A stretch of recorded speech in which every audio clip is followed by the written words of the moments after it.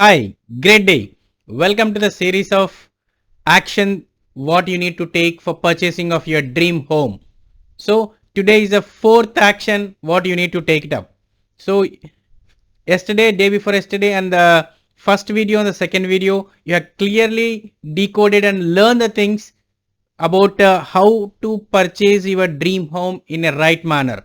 The first category is decide if you are ready to buy or not. That is the first foremost parameter what you need to have a take you need to take an action. The second action point is plan how much budget you can afford for having a clarity of your desired dream home.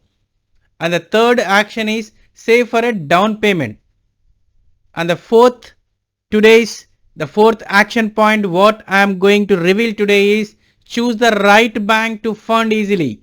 If you are a salaried person or a business person, whoever the person you are, choosing of a right bank and identifying of the right bank basing on your eligibility category, basing on your profile of the personality, you need to choose the right bank. Then you have a clarity about your dream home, dream home purchasing your dream home loan. So have a clarity what you need to have a main aspects what you and as an individual person to be acquired something great amount of eligibility to be acquired from the banks. So you are into that category. So this video is for you. I'm Madhu Kodidala, passive wealth expert and lifestyle coach. I'm a mission to empower 1 million working professional and entrepreneurs to build the wealth in a phased manner. So visit my website www.madhukodidala.com. So if you are directly seeing this video, fourth action, please don't see this fourth action video directly. Please, this is a series of videos I'm creating. First video, then second, then third, and come to this fourth. So if the sequence is there, if you miss the sequence, you will lose some confidence levels on you. So take the action of seeing these videos from first video to this video. So I'm giving the links of previous videos also. Visit my YouTube channel Madhu Kodidala where it is the videos has been freely uploaded there. You can see this video and have a clarity about the parameters where you as an individual can nurture yourself to get what is important for purchasing of your dream home. So today's topic is choose the right bank to fund easily. Why it is important choosing of the right bank? Why it is important? Banks having their own different policies, right? One bank is having one policy, another bank is having different policy. So basing on the profile of the customer, the policies was defined by the banks. So whether the customer is a salaried person or a business person or a self-employed or an investor, whoever the customer is there, the banks have defined some policies for giving of a loans to the customers. If the client, now I'm revealing the exact procedure what the banks will follow, because I have an experience of banking for the last 16 years. I know what the banks will do. So just for your better understanding, I'm revealing the information to you. Suppose if you are a salaried person, you are earning 1 lakh rupee. Suppose I'm giving the example to you. If your earned income per month is 1 lakh rupee, bank having one policy, that is FOIR is there. FOIR means fixed obligation income ratio. There is a bank's internal policy. Every bank will follow the some percentage levels of the FOIR. If your salary is 1 lakh rupee, most of the two, if you are a salaried person, banks will banks will consider on your salary of FOIR is 65% to 75% only. Rest of the 25% I can afford the amount, but I can't I can able to pay the amount, means the bank will not consider that. Banks will consider only 65 to 75% only. That is a FOIR. Suppose if a salaried income is 1 lakh rupee, 65,000 is the only, or 75,000. It's vary from bank to bank. Suppose let consider the banks will consider 75% of your net salary income. That is 75,000 rupees is the major EMI portion what you are eligible. So if you are already, so suppose if you have any existing loans, again some obligation will be removed from that particular amount of 75,000 rupees. That is a 575%. So if you don't have any loans, it is better for you to get a higher amount of home loan. So tenure of the home loan will be this major part of yours. If your age is below 45 or 48 or 35, it is the better for you take a home loans, because the tenure will be 20, 20, 25 can be given by the banks. But if your age is 45, 48 and below 50, the tenure will be reduced by the branches, by the most of the banks. That too, it is a purely the decision of the banks, how much tenure the banks has to give to the customers. Whether if your if your age is 45 years, the banks maximum max to max will give up to 60 years, means 15 plus 2, 17 years only the banks will fund you for the tenure. Suppose if your age is 35 years, you are eligible for 25 years also.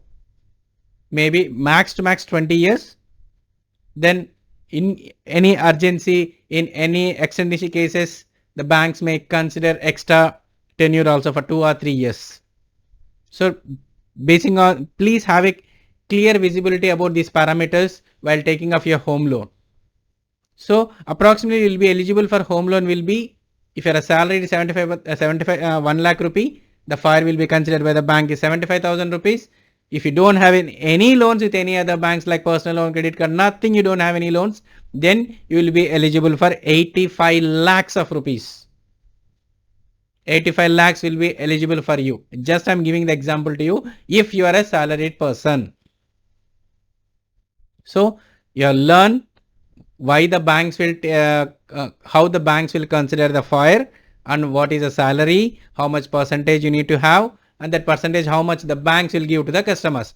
If in case of if you are a salaried person, suppose if you are a business person or a self-employed person or an investor, same procedure the bank will follow, but the FIRE will be differ. What is a FIRE? Fixed obligation income ratio. That is for salaried person maximum is 75%, but here in this business person, the banks may consider you for 85% of your earned monthly income. If you are filing of a income tax returns of 10 lakhs rupees and above, 8 lakhs rupees and above, basing on that income tax returns, the banks will consider income of your monthly. Then they will give 85% or 80% of FIRE of your eligibility. I think you got a clarity about how the banks will take the major aspirations to consider of FIRE for giving a loans to the customers. So basing on your business profile, every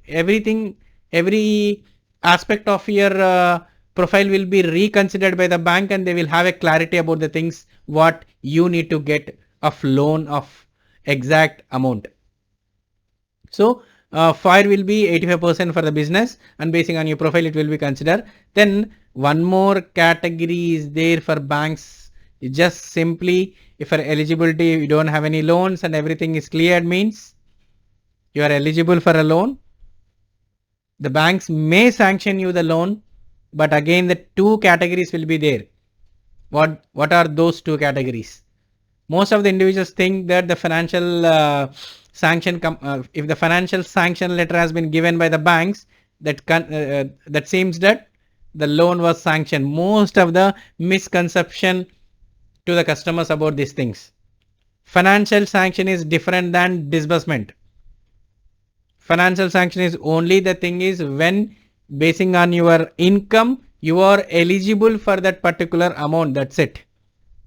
So, and the second major part is the valuation part. But what is the valuation part?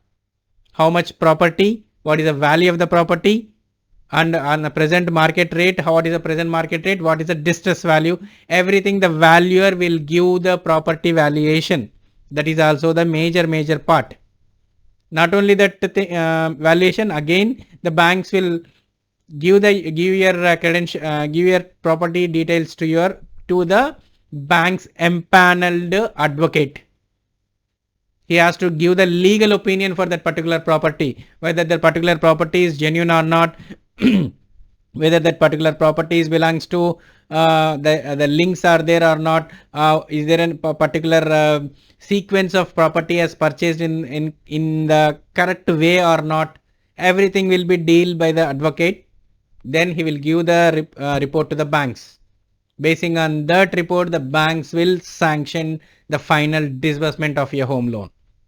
So these are all the things will be happened back end of the bank. So if you are purchasing of a home loan, this is the foremost important task what you need to have a clarity how the banks will how the banks will perform, what type of clarity you need to get in terms of FOIR, in terms of percentage of your home loan. Everything you need to have a clarity. So if you have a clarity, you will be peace in your thing. So this much of salary I'm getting, this much of expenses I have, this much of EMI I'm ready to pay. So the banks will give this much of amount to me. So remaining down payment I can pay this. Regarding down payment, I already given in the third video, in the third action video. Go and see that video. So please, if everything is okay, then the financial disbursement will be given by the banks. If your financial sanction has been given, if you don't have any loans, the second is valuation is completed. The third one is legal opinion also given by the advocate. So these are the three major parts the banks will have a policies to give the home loans, whatever the profile you are. If you're a salaried person, one profile, self-employed person, one profile. So what type of profile you are and how much loan you want, rethink and plan accordingly and implement this action in a right way so that you will get better understanding. Then I'm conducting one webinar for evaluation of your skills in the space of wealth, how you need to manage your money in a right way, how to 2x, 3x and 4x money of yours in terms of wealth creation, how to manage your debt in a right way, and how to scale your debt reduction to the next level by saving the small steps what I'm sharing. So have a clarity about these parameters. If you want to get this clear visibility, attend my webinar. The link is given in the description.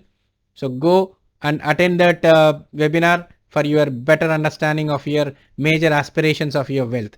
Thank you. Have a nice day. Madhu Kodidala. I hope this video has given the deeper insights about the fourth action step about the banks, as how the banks will perform, how the banks will consider about your financial stability, and basing on those the banks will give. Okay. So if you have any type of queries, please comment. I'll answer. I'll love to answer your questions. If you have any doubts also, please connect me. connect@madhukodidala.com is my mail ID. If you want to join my Elite WhatsApp group, please join the WhatsApp group so that I'll give the answers to you, whatever you want. Madhu Kodidala, Passive Wealth Expert, signing off.